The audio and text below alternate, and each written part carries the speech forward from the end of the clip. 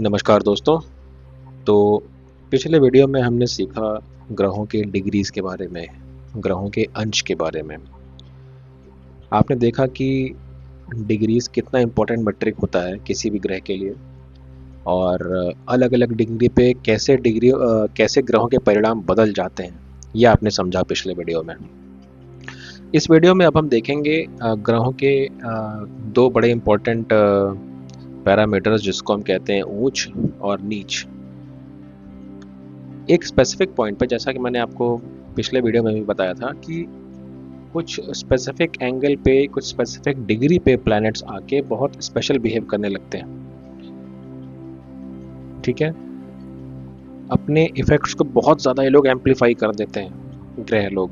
ठीक है, तो उसको एक टेबुलर फॉर्म में मैंने आपके सामने ये रखा हुआ है। ठीक है, जैसा कि आप ये टेबल देख रहे हैं कि कौन सा ग्रह किस राशि में ऊंच का हो जाता है और किस राशि में वो नीच का हो जाता है।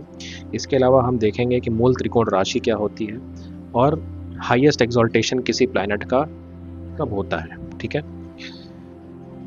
तो सबसे पहले सूर्य से शुरू करते हैं। जैसा कि आप देख रहे हैं, सूर्य कहाँ ऊंच होता है? सूर्य आपका ऊंच होता है नंबर 1 की राशि में। ठीक है, नंबर 1 की राशि आपकी क्या है? देखिए नीचे, देखिए टेबल में 1 नंबर की राशि आपकी होती है मेष राशि। तो सूर्य आप कुंडली में जब भी देखेंगे अगर 1 नंबर में है, तो आप एक चीज़ तो समझ जाओगे कि यहाँ पे सूर्य बहुत बलशाली हो रखा है। ठीक है, sun is the most powerful in Aries, ये आप देख के समझ जाओगे। इसी तरह जब आपका सूर्य तुला में होगा, 7 नंबर की राशि कौन सी है? तुला। नीचे टेबल में देखिए, तुला। ठीक है, तो जब भी सूर्य आप किसी कुंडली में देखोगे कि 7 नंबर में है, तो फिर आप एक चीज़ समझ जाओ कि भाई यहाँ पे मामला थोड़ा सा गड़बड़ है। सूरज यहाँ पे डिप्रेस हो रखा है, एकदम एकदम अपने सबसे लोवेस्ट इफेक्ट से देगा, बल्कि जो उसके खराब ट्रेड्स हैं सूरज के, वो सारे देगा वो। ठीक है, आप अपने मन में एक चीज़ सबसे पहले ये बैठा लो कि ग्रह जो होते हैं वो कई सारे स्टेट्स में होते हैं। ठीक है, वो ऊंच हो सकते हैं। ठीक है, वो मूल त्रिकोण राशि में हो सकते हैं, वो स्व राशि में हो सकते हैं, वो मित्र की राशि में हो सकते हैं, वो दुश्मन की राशि में हो सकते हैं। ठीक है, वो नीच हो सकते हैं। तो इतने सारे स्टेजेस होते हैं प्लैनेट के, कहीं भी मतलब उनके प्लेस होने के। तो उसमें जो ऊंचता होती है या जो एग्जॉल्टेशन होता है, वो सबसे बेस्ट माना जाता है किसी भी प्लैनेट का। मतलब इससे अच्छा परिणाम वो नहीं दे सकता। एग्जॉल्शन या ऊंचता किसी प्लैनेट की वो चरम स्थिति होती है। उससे अच्छे प्लैनेट्स, मतलब उससे अच्छे रिजल्ट वो प्लैनेट नहीं दे सकता। वो उसकी बेस्ट स्टेट है। इसी तरह नीचता जो होती है वो सबसे बुरी स्टेट होती है, सबसे बुरी स्टेट होती है। ठीक है, ऐसे आप समझ लीजिए कि ये एपिटोम है गुडनेस और बैडनेस का, ऊंच और नीच। इसलिए आपको ये याद होना बहुत ज़रूरी है। अब जैसे चंद्रमा है, चंद्रमा 2 नंबर की राशि कौन सी होती है?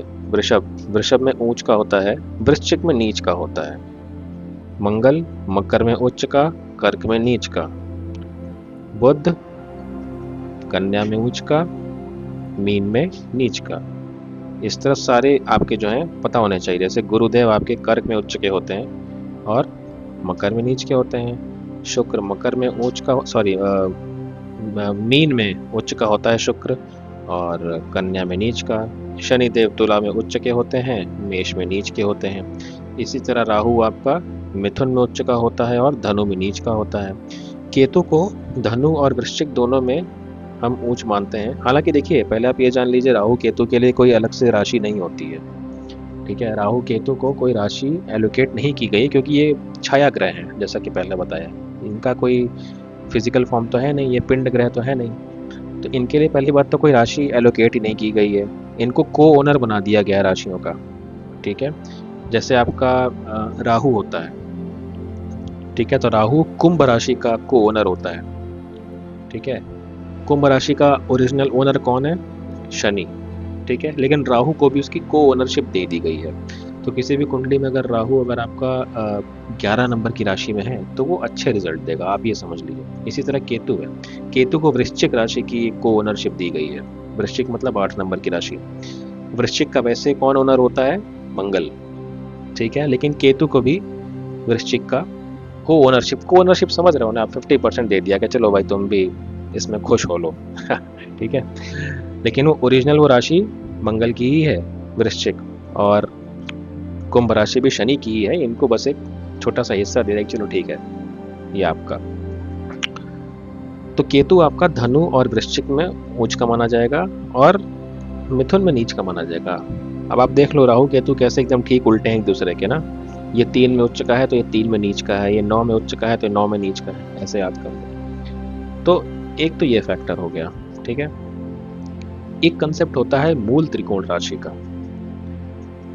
अब आप ऐसे समझ लो कि हर ग्रह का एक मूल त्रिकोण राशि होता है। मूल त्रिकोण राशि एक ऐसी राशि है जिसमें वो प्लैनेट बहुत ही सिक्योर फील करता है, बहुत ही खुश फील करता है, उसको बड़ी प्रसन्नता होती है जब वो उस राशि में रहता है ना। उसको लगता है कि ये मेरी बेस्ट राशि है।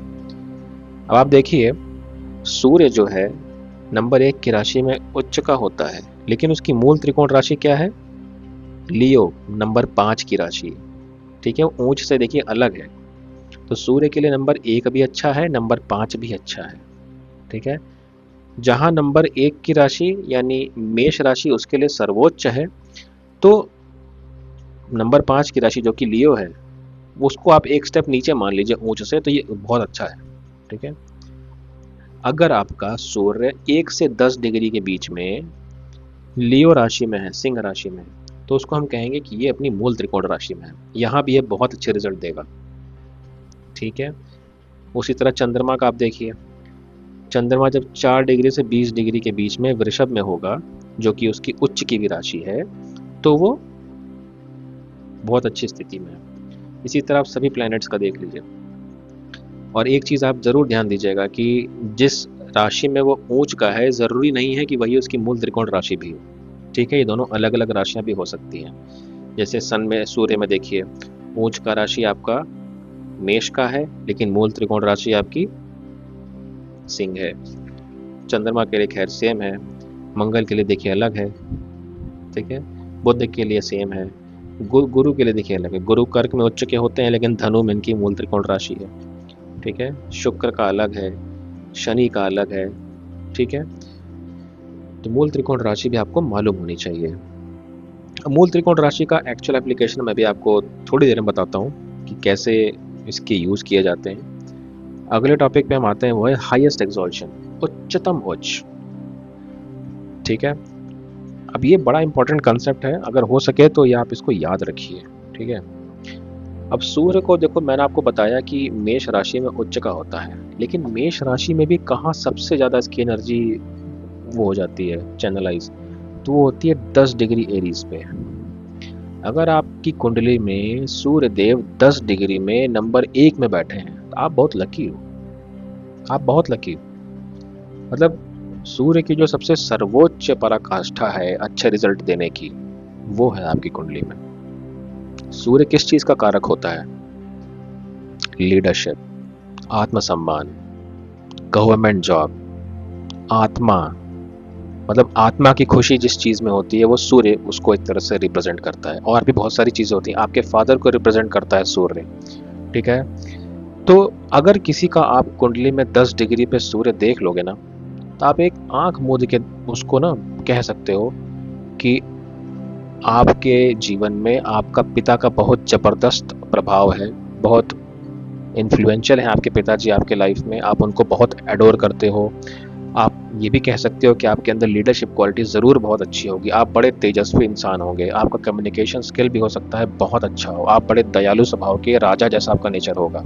जैसे राजा का नेचर क्या होता है ना, अपनी प्रजा की रक्षा करना, भले ही खुद को आप उसमें कमियों में रख लो, लेकिन जनता का भला होना चाहिए। जो अच्छा राजा होता है वो वैसा ही होता है, ठीक है। सूर्य एक तरह से राजा ग्रह है, तो अगर वो हाईएस्ट एक्सॉल्शन में आपकी कुंडली में है तो वो सारे कैरेक्टरिस्टिक्स आपके अंदर होंगे, ठीक है। तो ये बड़ी देखिए ये बड़ी रेयर अकरेंस होती है कि जितने भी आप देख रहे हैं ना ये आपकी कुंडली में हो, ऐसा बड़ा बहुत ही रेयर है। और अगर है तो आप अपने आप को मतलब भगवान को 4 बार धन्यवाद देना।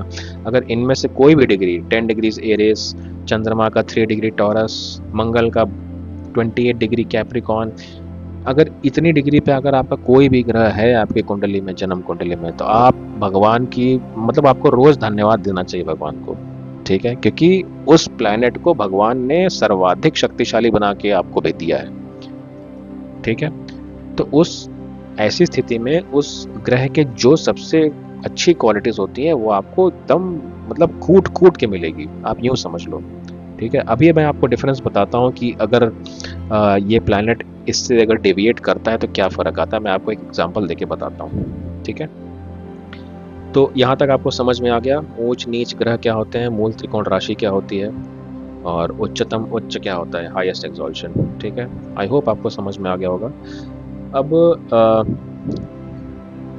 आपको दिखाते हैं मूल त्रिकोण राशि के बारे में कुछ।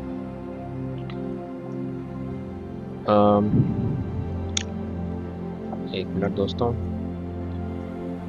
तो जैसे मान लीजिए आपके पास सिंह लगने की कुंडली है, तो सिंह का होता है नंबर 5, ठीक है। नेमिंग कर लेते हैं 5 6 7 8 9 10 11 12 1 2 3 4 और 5, ठीक है। मान लीजिए कोई सिंह लगने की कुंडली है आपके पास, और आपके शनि देव जो हैं वो छठे भाव में बैठे हैं, ठीक है। ये छठा भाव होता है, आप सब जानते हैं इसको छठा भाव कहते हैं। मैं आपको मूल त्रिकोण राशि समझाने के लिए बता रहा हूँ कि कैसे उसका काम पड़ता है। अब आपको जैसे ये देखना है कि शनिदेव छठे भाव में बैठे हैं, तो शनिदेव आपको क्या रिजल्ट देंगे, आपको किस चीज़ में फेवर करेंगे, जॉब में फेवर करेंगे या आपके बिजनेस में फेवर करेंगे, ठीक है। आपको ये देखना है। तो आप जानते हो 10 नंबर की राशि क्या होती है, मकर राशि होती है। 11 नंबर की राशि क्या होती है, कुंभ राशि होती है। और अभी आपने ऊपर देखा कि शनि देव की मूल त्रिकोण राशि क्या है, एक्वेरियस, यानी कुंभ राशि। तो अभी मैंने आपको मूल त्रिकोण राशि के बारे में क्या बताया कि वो किसी भी ग्रह की फेवरेट राशि होती है। मैं उच्चता की बात नहीं कर रहा हूँ, उच्चता तो एक नेचुरल मतलब पैरामीटर है कि अगर उतने पॉइंट पे अगर वो ग्रह आया तो वो उसके लिए सर्वोच्च स्थिति है। लेकिन अगर किसी ग्रह की फेवरेट राशि के बारे में बात की जाए तो वो ग्रह हमेशा उसी राशि को प्रिफर करेगा। अब जैसा कि आप जानते हैं कि सूर्य और चंद्रमा ये दो ऐसे ग्रह हैं जिनके पास माफ कीजिएगा, सूर्य और चंद्रमा दो ऐसे ग्रह हैं जिनके पास सिर्फ एक राशि है, ठीक है। जैसे सूर्य के पास आपकी है सिंह राशि और चंद्रमा के पास है कर्क राशि, है ना। बाकी सभी ग्रहों के पास दो दो राशियां हैं। अब कभी कभी ऐसा होता है कि जो दो दो राशि वाले ग्रह हैं उनको जब किसी एक को चूज करना होता है तो वो कैसे चूज करते हैं, वो मूल त्रिकोण राशि के आधार पे चूज करते हैं। अब यहाँ पे देखिए शनिदेव आपके छठे हाउस के भी स्वामी हैं और 11वें हाउस के भी स्वामी हैं, ठीक है। 10 और 11 के स्वामी शनिदेव होते हैं। तो अब आप एक अंदाजा लगा सकते हो कि चूंकि उनकी मूल त्रिकोण राशि ये है 11 नंबर, तो वो इसको प्रिफर करेंगे रादर देन 6th हाउस, समझ गए। ये दोनों ही राशि शनिदेव की हैं लेकिन वो प्रिफर किसको करेंगे, कुंभ राशि को, क्योंकि वो थोड़ा सा उनके लिए थोड़ा सा वो उसको प्रेफरेंस देते हैं। ऐसा नहीं कि वो मकर राशि को लाइक नहीं करते, मकर राशि में भी शनिदेव खुश है लेकिन 11 उनके लिए स्पेशल है। एक्वेरियस कुंभ राशि उनके लिए बड़ी खास है, तो वो इसके रिजल्ट आपको देंगे, ठीक है। ये क्या है आपका, ये आपका बिजनेस का हाउस है, ये आपकी मैरिज का भी हाउस है, ठीक है।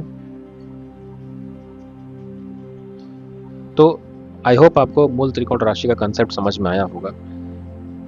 जब भी चुनाव करने की बात आती है ग्रह को कि मैं इस राशि को देखूं कि इस राशि को देखूं, दोनों ही राशि उसकी है, तो वो अपनी मूल त्रिकोण राशि को प्रिफर करता है, ठीक है।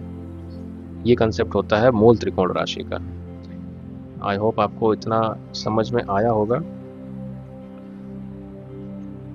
अब ज़रा सा जल्दी से एक चीज़ और कवर कर लेते हैं एक्सॉल्शन के बारे में। जैसे मैंने आपको बताया कि कोई भी ग्रह जब उस स्पेसिफिक पॉइंट पे आता है तो वो सबसे बेस्ट रिजल्ट देता है। ये उच्चतम उच्च वाला कॉलम जो आप देख रहे हो, आप बहुत लकी होंगे अगर आपकी कुंडली में सेम डिग्री पे सेम राशि में अगर ग्रह बैठा हो। अगर शनिदेव आपकी कुंडली में 7 नंबर में बैठे हैं तो वो उच्च के हैं, लेकिन अगर वो 7 नंबर में 20 डिग्री पे बैठे हैं तो फिर सोने पे सुहागा। शनिदेव अगर आपके उच्चतम उच्च होकर बैठ गया आपके कुंडली में, फिर तो भाई मतलब मैं मुझे बोलने की जरूरत नहीं है। लेकिन जब वो इस डिग्री पे नहीं होता है तो उसका क्या अर्थ होता है, तो वो मैं आपको एक छोटा सा एग्जांपल देके समझाने की कोशिश करता हूँ। मान लीजिए सूर्य जो है आपकी कुंडली में कहीं भी बैठा है, मान लीजिए नंबर 4 में बैठा है यहाँ, ठीक है। और यहाँ पे आपकी सूर्य उच्च किस में होता है, नंबर 1 की राशि में होता है। अगर ये नंबर 1 है तो ये 12 हो जाएगा, है ना, ये 11 हो जाएगा, ये आपका 10 हो जाएगा, यानी मकर लगने की कुंडली, ठीक है।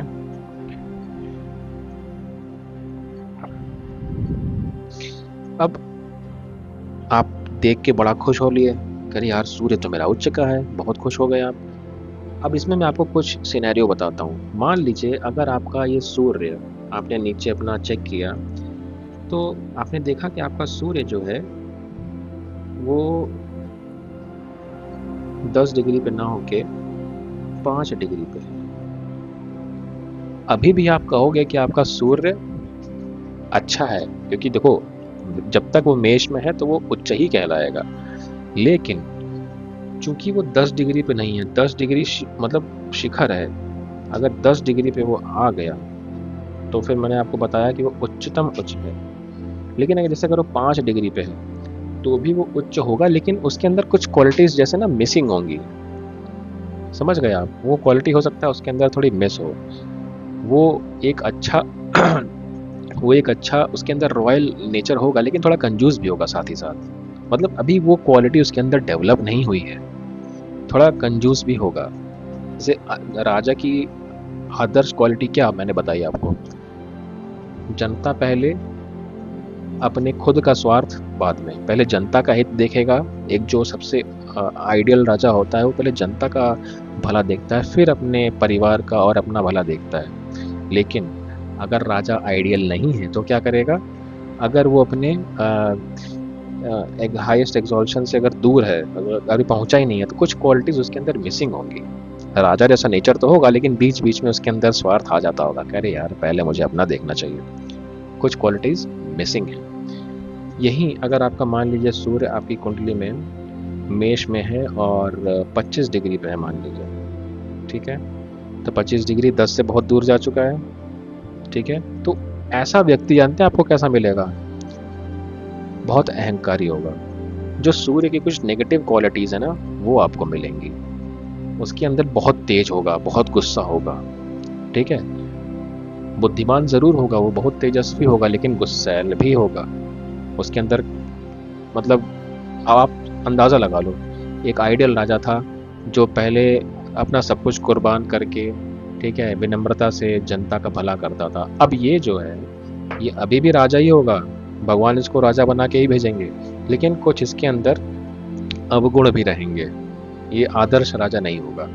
हो सकता है इसके अंदर कुछ हद तक अच्छी आदतें हों कि हाँ हाँ जनता का भला करो, लेकिन एक समय के बाद लगेगा कि अरे यार छोड़ो यार, मुझे अपना देखना चाहिए पहले कि जनता का देखूं मैं। समझ रहे हो आप, तो ये फर्क आ जाता है डिग्रीज से।